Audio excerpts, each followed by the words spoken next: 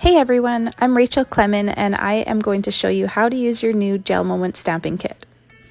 So your kit will come with 3 stamping plates and 3 stamping gels.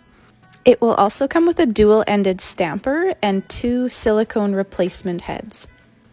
So first I'm going to create a pattern with the black stamping gel. I'm going to just drop a little bit on the pattern that I choose and then take the scraper and I just scrape across the metal plate until it's clean on top. Gently push the stamper into the stamping plate and you'll see that your pattern comes off on the silicone head. Gently push the stamper onto your nail and make sure that you get over the sides of the nail as well. All you have to do is clean them up with the cleanser wipe before you cure the polish under the lamp.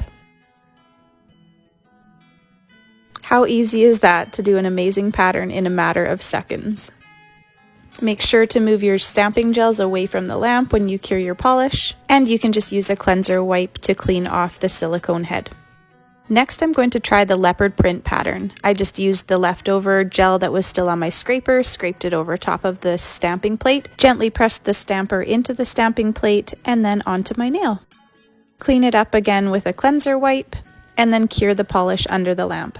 I'm just cutting out the curing video just to save time. I love the way that leopard print looks over top of our In the Mood polish. Next, I wanted to try something that I do with our polishes, and that is mixing the colors.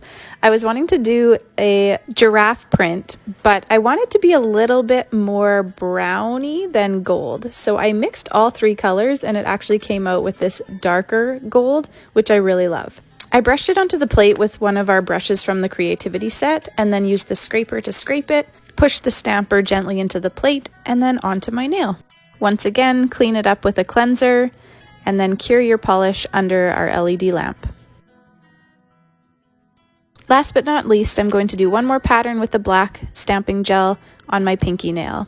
I just put a little bit on the stamping plate at this point because it's a pinky nail, it's smaller, so I don't need to cover the entire pattern.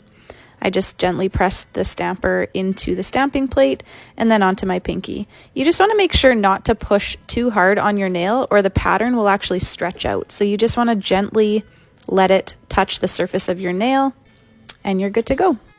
Make sure you're curing it under the lamp so that it's completely solid and you don't have to top it with anything else.